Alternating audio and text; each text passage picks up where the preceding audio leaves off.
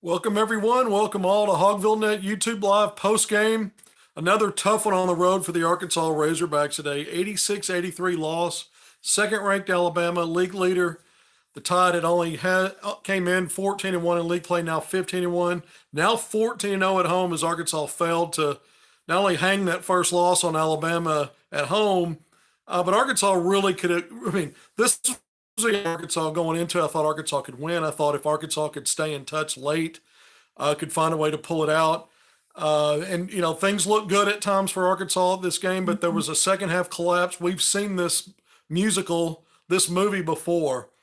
And when I say that, it almost sounds like discrediting the other team, but a lot of it, so much of it, it's not just one or two things after second half adjustments. It's four or five things snowballing, and you could see, I'm going to go through it. But there was a collapse that led to a 15-0 run for Alabama early in that second half, and that was the difference in the game. Bama, turns over a 5-point deficit and turns that into a 10-point lead. And at that point, Arkansas, it's a big uphill climb against arguably the best team in the country, second ranked, has been number one. Arkansas fought back in this game. It ends up being a heartbreaking loss. There's question marks about how Arkansas finished the game. The last shot taken by a less than desired 3-point shooter. When it wasn't a scramble. Arkansas is inbounding the ball off a made free throw that expanded a 2-point Alabama lead to 3. So you needed a 3-point shot with around 7 seconds left when you inbounded it.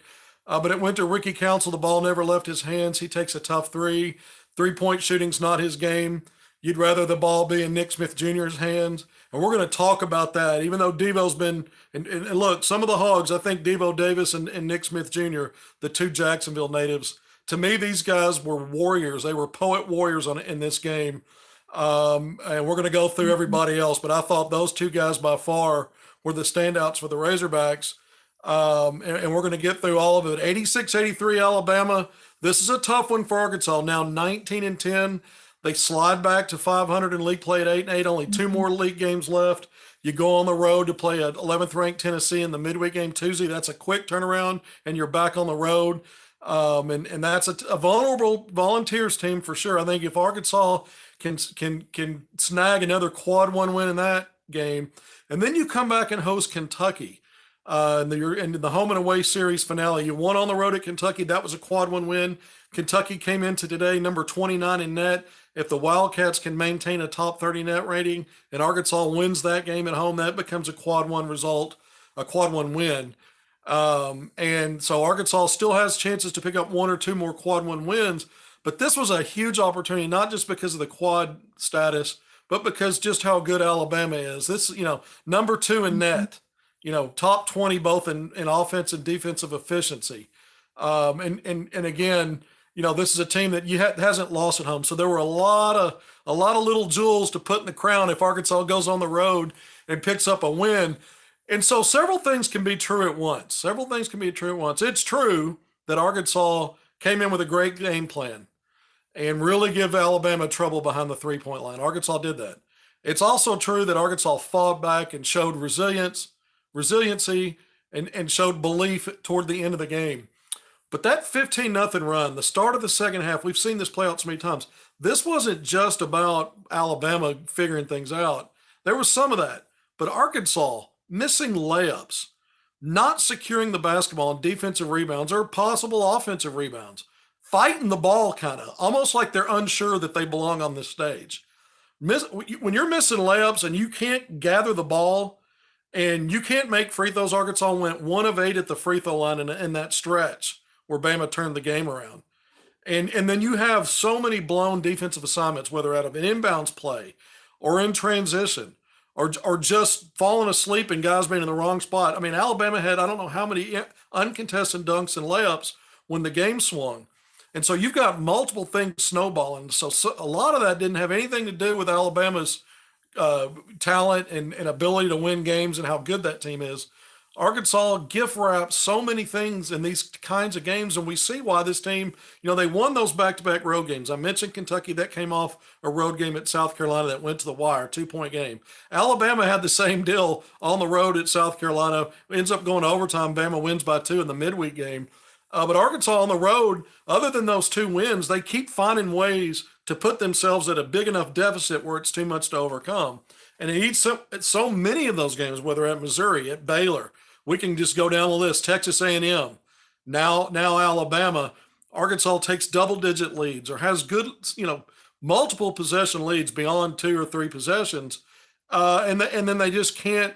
They can't seem to get out of their own way at times. Arkansas closed this game strongly. Arkansas's miscues continue to kind of feed Alabama as they maintained a late 10, 12-point lead.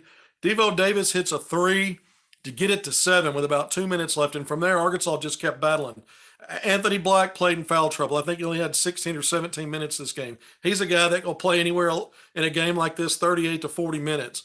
Jordan Walsh ends up fouling out, but Arkansas just found ways, even though they had burned timeouts and ran out, found ways to extend this game, attack the basket, send Bama to the free throw line. To the Tide's credit, they knocked most all of them down. But at the very end, instead of Sears, Arkansas fouls the youngster Griffin, who goes 1 of 2 at the line. It extends a 2-point lead to 3. So now Arkansas needs a 3. It's not Arkansas's forte. But in a game like this is where Arkansas won, if you want to look at a moral victory. Holding Alabama to 3 of 22 from the 3-point line, 13.6%. Conversely, Arkansas kept its attempts down. That's what you always want to see for a poor shooting team. Only 10 attempts. Arkansas knocks down 5 of those. Nick Smith Jr. and Devo Davis owned all of those. I mentioned Devo's 3 to cut the 10-point lead down to 7 with about 2 minutes left. Then Nick Smith Jr. hits a 3 in transition, a step back. I mean, this guy I talk about him as a 5-level scorer. You saw all 3 levels today, but when I say 5-level, because not all mid-range shots are the same. He can pull up deep, inside the arc, floaters, runners. You saw all of it.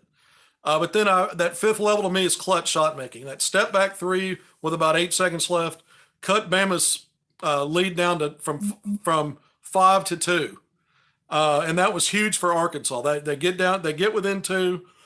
So now they're just a 2-point field goal away, but they've still got a foul.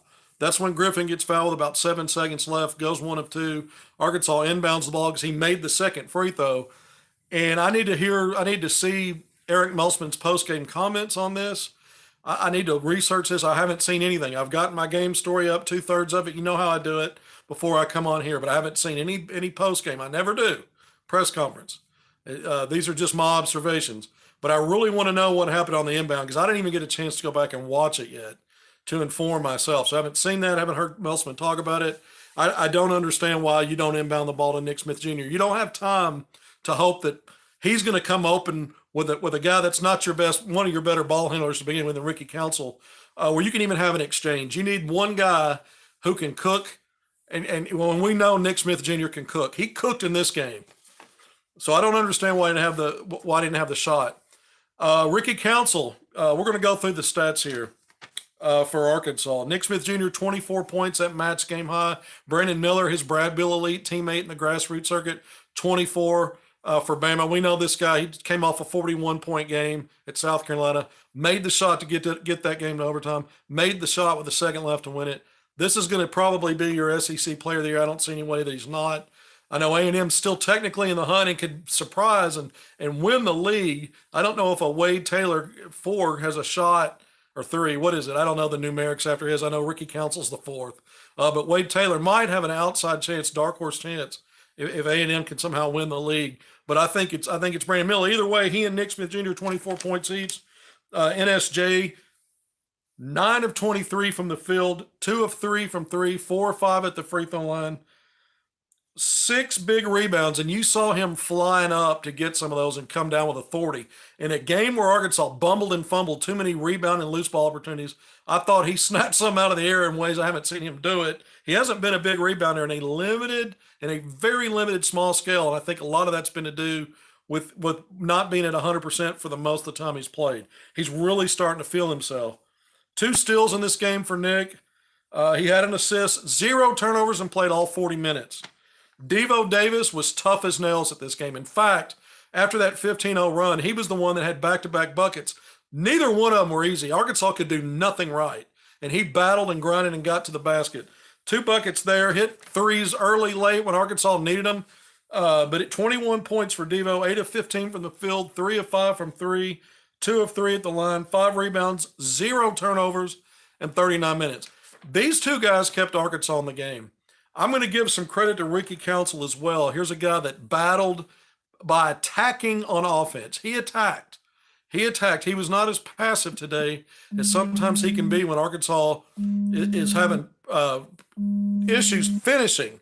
So he didn't worry as much about the finish as he did just go in there and make the whistle, make the referees choose not to blow the whistle, and they did. 20 points. He was 5 of 9 from the field, 0 of 1 from 3. That was that last attempt. Wasn't close really as time was expiring, and Bama hangs on. 10 of 14 at the foul line.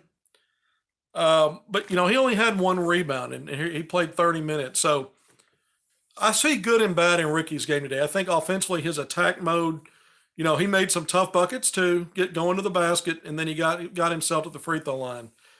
But that stretch where he went 1 of 5 at the foul line, and really it was more like 1 of 6 because he missed the front end of a 1-and-1. So it wasn't technically 1 of 6, but you missed another opportunity there.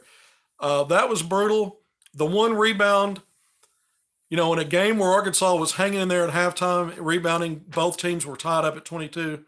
Bama plus 11 in the second half. That's not all on Ricky, but he's had too many games where he's barely scratching a rebound. At 6'6" with his athleticism and strength. And then the blow-bys defensively with him, flat foot. It sounds like I'm picking on one guy. I'm going to go through this. But as good as he was on offense, I think in other areas, in some ways, this was a tough game for him. Offensively, he was a warrior by choosing to play the way that he did to get downhill and get himself the free throw line. Multiple things could be true at once. He had a good game offensively in that sense. I do think some of his issues defensively and not just for – I can't understand a guy like that playing as many minutes as he does and having these kind of games where he's not rebounding the basketball. Arkansas needs help there. And then this was a game, again, when I look at everything, we haven't even talked about the numbers as team-wise. You could almost point to free throws at this point and say that was it. I talked about that 1 of 8 stretch, but that was just enough.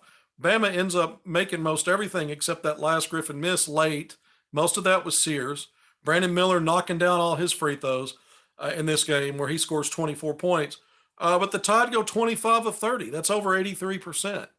Arkansas doesn't get blown out in the free throw attempts. At home when they lost to Bama, the Hogs there was a double-digit difference in free throw attempts. In this game, it was only a 1 free throw attempt difference. And really, that's advantage Arkansas because we know Arkansas had to foul intentionally in the closing minute to extend that game. And so Arkansas really, if you look at the true course of the game, got more free throw attempts. But 20 of 29 for 69%, that is a complete microcosm of what this team has truly been at the free throw line in games like this where they can't get over the hump. You simply can't have it. And you can't have your guards, who are high percentage guys at the line, having multiple misses and stretches where you're losing your grip on being in the, not only having a lead, but maybe being with 1 or 2 possessions. Again, Arkansas gets down double digits. That's more than 1 or 2 possessions now. It's a much tougher climb. And so, yeah, I called out Ricky a little bit. I think Anthony Black today, when I look at the fact that, 7 points, 2 of 7 from the field, I think he was 3 of 4 at the line. He did have a miss at the line in that 1 of 8 stretch. Nick Smith Jr. also missed a free throw on an and-1 opportunity in that group. Mikal Mitchell was 0 for 2 on an opportunity there. But that was just brutal problems for Arkansas at the free throw line. I think the other thing is, when I was talking about Anthony Black, he fouls out. I think he played 16, 17 minutes today. He had 3 turnovers, 2 of 7 from the field, 3 of 4 at the line. And I'm going to talk more about when he was on the court and wasn't. But we talked about the free throw disparity as being a big deal. The points in the paint, plus 14 for Bama. I think a lot of that had to do with that surrounding that 15-0 run as Bama really started the second half, even before that run, with a smaller run, they get the lead, the deficit down to 5 after Arkansas was up by 9 at the break. And so I really think a lot of that damage was done in that stretch. But even after that, as bad as Bama was and continued to shoot threes, there was too much Matador defense in the second half for Arkansas.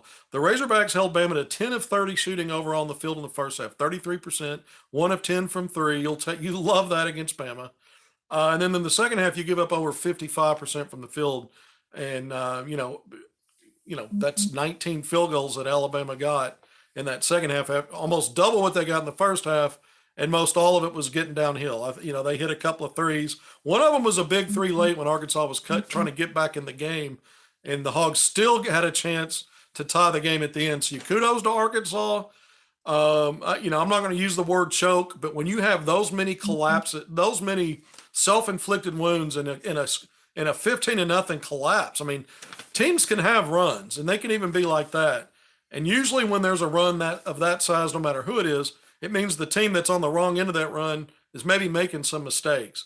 But we're not talking about just some breakdowns. We're talking about missed layups, 1 of 8 free throw shooting when the other team can't guard you, and just the ball's in your hands and you're fighting the ball and ends up with the other team. And that's those self-inflicted wounds are they almost look like someone pop the confidence balloon, and collectively guys are just, it's almost like they don't believe for a moment they deserve to be in a game like that. And so Arkansas fought through that. They got back, they fought their way back, but the lead I think was a bit too insurmountable to get all the way back, especially when Alabama did knock down its free throws down the stretch. I think Eric Musselman, they worked the clock brilliantly. They did what they could with that. Because they'd run out of timeouts, and at that point, you've got to extend the game because you're not a good 3-point shooting team. So you don't want to come down and just put up threes when that's not your best percentage play. Attack the basket. Maybe you get an and one. We saw that with Ricky Council. He got one. He made some tough buckets late, and he made his free throws late to help Arkansas. Again, I thought Devo Davis and Nick Smith Jr. were really good in this game. When I look at both ends, I thought Nick did a good job. He had some defensive breakdowns too, but a lot of times he was poking at the ball, harassing Bama's guards and making it a little harder and making them get a little deeper in the shot clock and make it more difficult on their drives. I thought when I looked at Arkansas's first half execution was so much better than most of the second half, and then late with 2 minutes to go or just over that, you're down 10. And you claw back to get within 2 and had a chance to hit a 3 when you were down 3 on the last possession. Again, why did Nick Smith Jr. have the ball to finish that game? That's who it should have been with. And you might have wanted to have Devo trailing or somewhere close so that if he makes a shoot or pass decision, your second best option from 3 would be Devo Davis, and he was having a good game shooting there on the spot up. So I don't understand that. I want to learn more about that. What I do understand is what I've seen this Arkansas team do in second halves, and that's give up leads and have really rough stretches. You love the fight back. You love the grind to get back in it. You got to give Arkansas credit for that. They gave themselves a chance to extend this game to overtime, and it didn't look like that was going to happen. And they could have let it snowball even more against a team of the caliber of Alabama. Arkansas in this game, by the way, Arkansas has been so horrible with turnovers.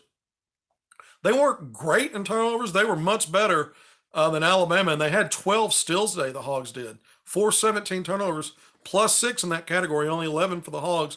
Arkansas was plus 5 in points off turnovers, 12-7. Arkansas was plus 5 in fast break scoring, 11-6. So there were some positives there. I mentioned Bama plus 14 in points in the paint. The Tide were actually plus 6. And bench scoring 33-27, so again, we can, if I'm saying what did this game really boil down to, it was that 15-0 run when Arkansas did more damage to itself than I thought Bama did. And then it was the free throw line. And then there were other things too. But I thought that was mainly it. The other thing is I need to go back and watch this game. But I felt like I saw Alabama getting way too many uncontested layups and dunks off bus, and I want to go back and see some of that. I mean, you've got to be able to, when you're helping and rotating and closing, you've got to stay connected. And when Arkansas shows you, I mean, this is a top 15 team, Arkansas is, nationally in defensive efficiency. That tells you that they know how to play at that end. In most games, They don't do this as much as they and don't have stretches for as long as they did where they just couldn't get it together. But they get in stretches where they're completely disconnected, and I want to understand that better. So I'm going to watch it again. I think it's just I don't know what it is. How did Arkansas give up 28 points in the first half and 58 in the second? Yeah, I mean, again, um, they've Bama started the second half great, but again, a lot of that was Arkansas just to me. If you say things like they're not playing hard, I didn't think it was that. I don't think they played smart. And it almost looks like a team that's surrendering. The way I phrased it before was guys that seem they're playing like they don't believe they belong in that moment. Or they're surrendering too much. You've got, I mean, how many off defensive rebounds that should Arkansas have secured but didn't, fighting with the ball, and then Bama comes out with it and scores. That happened a lot. You saw Arkansas look like they were in position to secure a rebound, and then for flat-footed kind of ball watching, and Bama swoops in and gets it and puts it back. Inbounds plays, Arkansas getting beat for no one around for a layup. Guy sets a pick. You got two defenders trapped by that. You don't have your guy inbound that's guarding the inbounder, anticipating the pass and maybe sagging off just a little bit and getting an arm up to maybe get a deflection or distract where the ball's going. I mean, you got all kinds of issues. You got guys taking free runs on drives. You saw Brandon Miller get very little resistance driving to the basket, beating his man, and then there wasn't much help rotation. And there were times where Arkansas's bigs stepped wrong or just got to the wrong spot on drives, and they weren't able to wall off a drive. They got blown by, and now there's a numbers advantage. Credit Alabama. This is a very good team, but I just think Arkansas shows you a blueprint for in a lot of these games. It's been in the first half. Shows you a blueprint of, man, we've come here ready to prove something, and then they just start again. You're going to get counters. The other team's going to have runs, and they're going to figure some things out and make adjustments. But it's not as much about their adjustments as Arkansas looking now all of a sudden disconnected, awkward on both ends at times. And those things played out, and we've seen them play out before. We've seen them, lose leads at Missouri, at Baylor, at A&M. This is another scenario at South Carolina. They won that game, but a lot of it to me is just a team that still plays like it's brand new sometimes, and like they're. We know this team has grown. We know it. They even despite today's loss, they've won 7 out of their last 10 league games after starting 1-5 in league play. Now, but because of that start, they're only 500. So this is it's a tough pill to swallow when you feel like you saw enough to believe if Arkansas just doesn't lay down for however long it did in that stretch, that they find a way to win this game. And then they showed that they showed belief in themselves late, but at that point it was too late, obviously. And then at the end, again, I'm going to question the decision making on who had the ball in that scenario. This is not trying to beat up on Ricky. It is what it is. He's not the guy you want creating a shot that needs to be a three. If you've got 15 seconds to go and you're down 1 or 2, he might be a guy you want the ball in his hands, especially the way he attacked the basket today to get to the foul line or finish. But that wasn't the scenario. So you didn't want that. You did not want that. So I got to understand that. I want to figure that one out. Just going back through everything again, I didn't talk about Arkansas's front line today. The Mitchell twins had some blocks. Mikal came in and 5 points, 8 rebounds. He had a block. Mackay didn't score today and wasn't a big rebounder. He had a couple of blocks.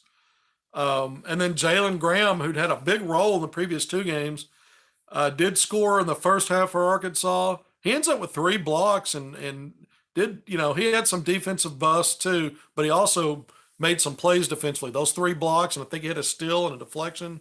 So Jalen Graham, there might be some question marks. Why didn't he get more run in the second half? I thought Jordan Walsh today, only 4 points. I thought he might have gotten fouled a couple of times going up for shots. No call. But he 7 rebounds, and there were some good things he did well. But if you look at the Mitchell twins, Graham and Jordan Walsh. I think the four of those guys, when you look at their, combined, I think they were 11 points, maybe 19 rebounds. I mentioned all those blocks they had, Mhm. 5 blocks, I think, four steal, something like that, 4 or 5 blocks, and so that was a good combo for Arkansas because you weren't expecting you don't expect a whole lot of point production from that group, and when you have three players scoring 20 or more in the backcourt, but something interesting. Anthony Black picked up his second foul at about the 15 or so minute mark, and I thought Arkansas's flow offensively when he was out actually picked up steam in this game. It might be just the matchup or what other guys were able to do, but I thought with Nick Smith Jr. and Devo Davis mostly on the ball and Ricky Council attacking the basket, I thought the flow was better for Arkansas. I will rarely say this with AB out because AB to me has been this team's most valuable player. I think he's a first team all league performer this year. That's my opinion. He didn't see a lot of floor time today, foul trouble. I thought when he was in, I thought Arkansas bogged down more than when he was out. When he fouled out of the game, Arkansas immediately they start playing better offensively. It was just one of those games. AB was a bit off, but beyond being a bit off, I felt like when he wasn't on the court, Arkansas, for whatever reason today, normally this would not be my thought or my observation, but it just goes to show you how matchups can be. And sometimes your best player, who you're not going to not play him because you know you have stretches of the game where maybe you're playing better without him. But foul trouble dictated his role today. Not a big one, not a whole lot of minutes, but I thought when he was out there, Arkansas struggled more with things, and I'm not blaming that on him. Sometimes it's a combination of factors and matchups. Again, this guy has been Arkansas's MVP in my opinion through where we are now with two regular season games left. We're 29 games in. So to me, that he's the obvious MVP of this team at this point. This was not a good game for him, but in concert with that, for whatever reason, Arkansas seemed to click a little bit better offensively, and maybe was a little tougher defensively when he was out for whatever those reasons were. Okay, so again, that's going to be something I'll look back and watch the game again. But and it sounds like I'm picking on guys. I'm not. I mean, if I'm going to talk about the game and what went right, what went wrong, what I saw, I don't want to call people out like in a blaming way, but I also want to be candid about it. And this was a game where, again, I look at first half, second half. We've seen it play out so many times.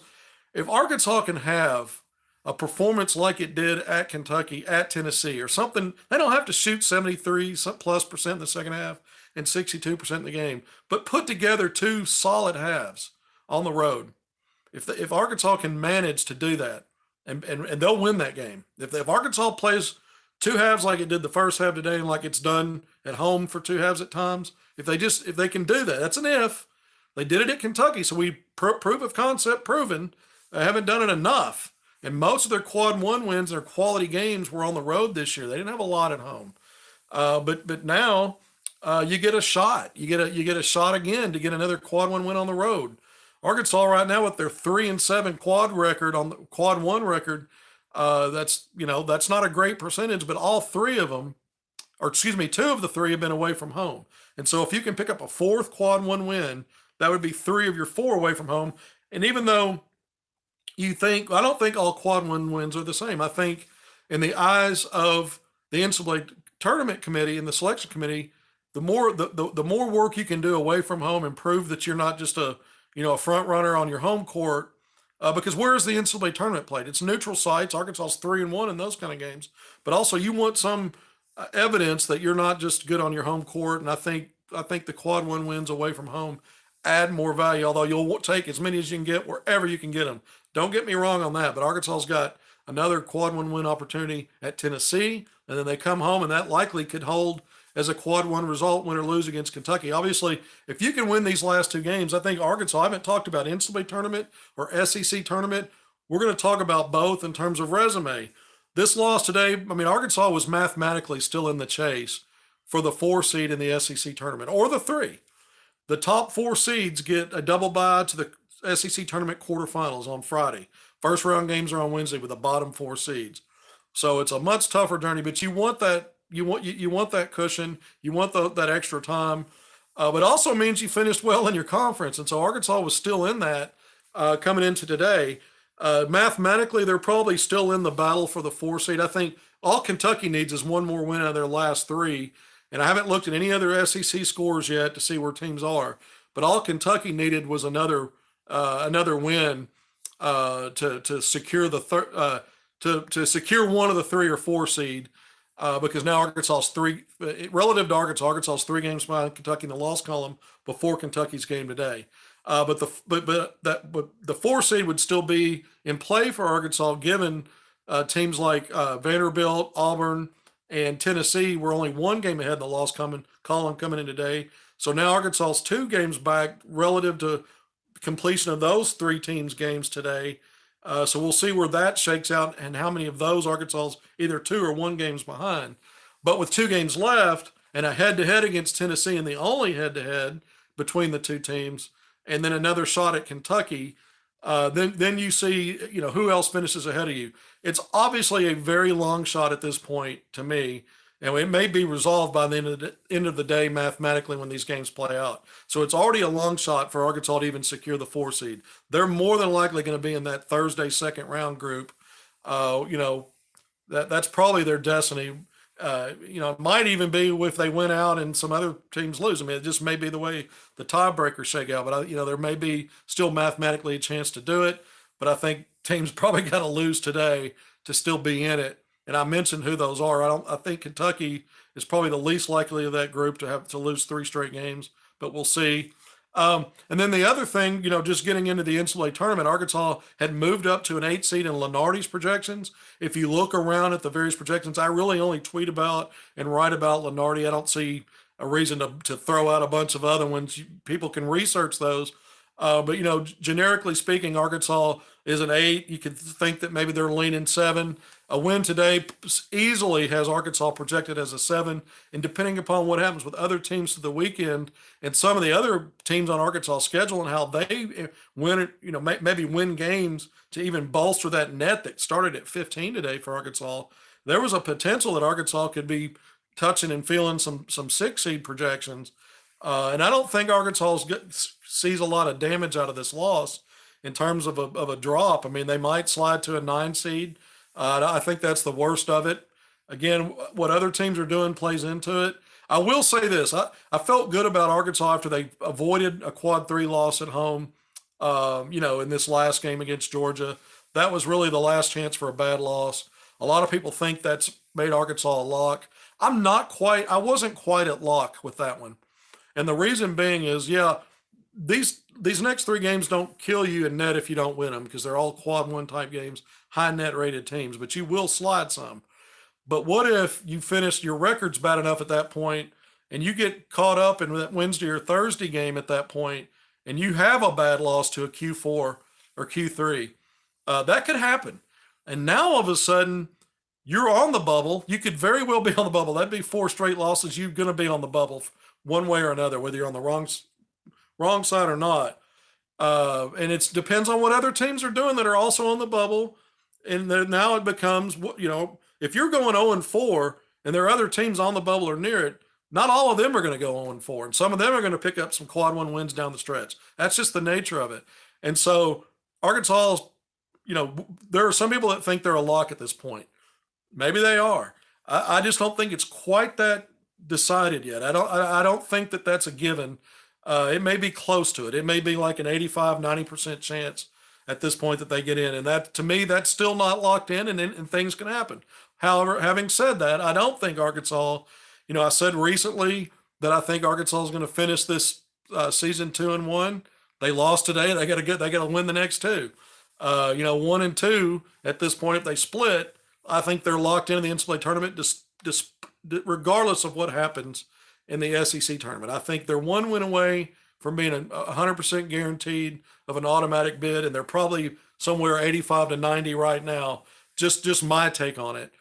So that's your SEC tournament, NCAA tournament, kind of what those things look like, how those things might shape up from where it stands now. This Arkansas team, again, man, I'm just not into moral victories. Not this late in the season. I mean, the only thing I could say is they gave themselves a chance to win, and they could have just let the thing continue to snowball and get beat by double digits, like what happened in Fayetteville when they were only down 2 points with about 4 or 5 minutes left and lost by double digits. That didn't happen today against this Bama team. So I mean, I'm not into moral victories though. Arkansas continues to suffer, shoot self and foot itis in second halves of games for too long of stretches. And again, you can't point to one or two things and go, well, if they'd have played a little better defense, or well, I mean, 1 of 8 at the free throw line, and some of your best percentage guys are stepping up there and can't knock them down.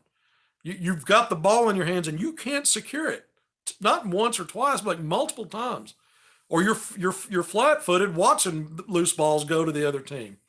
You're nowhere near on some of these defensive breakdowns of recovering and challenging shots. You're getting dusted up.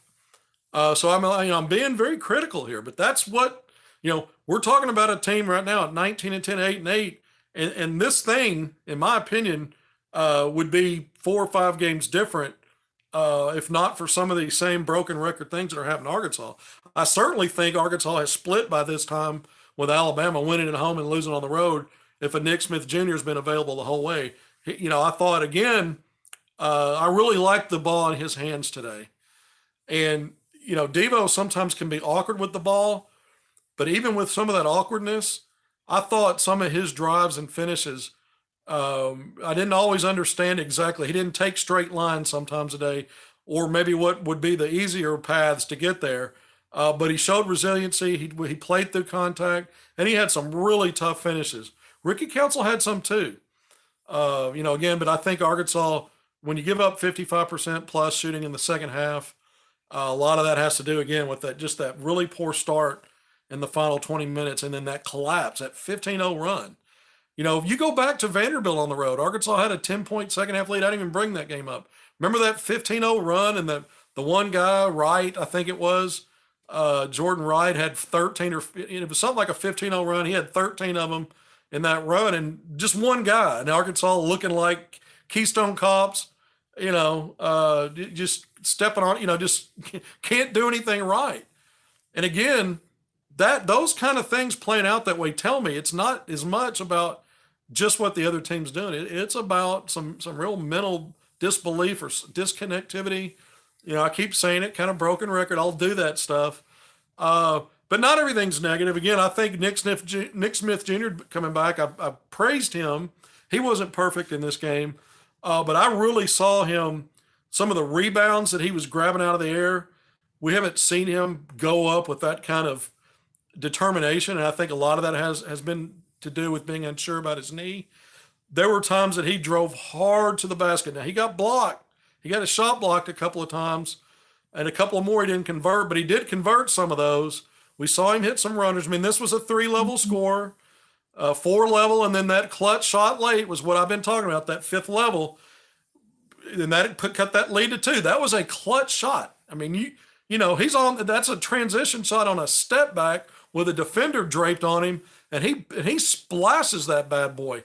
I mean, that cut that lead to 2. It gave Arkansas a chance. Why does he not have the ball at the end? I've seen this guy since 8th grade just dagger people, whether he's having a big game or not, to the point of it's in game.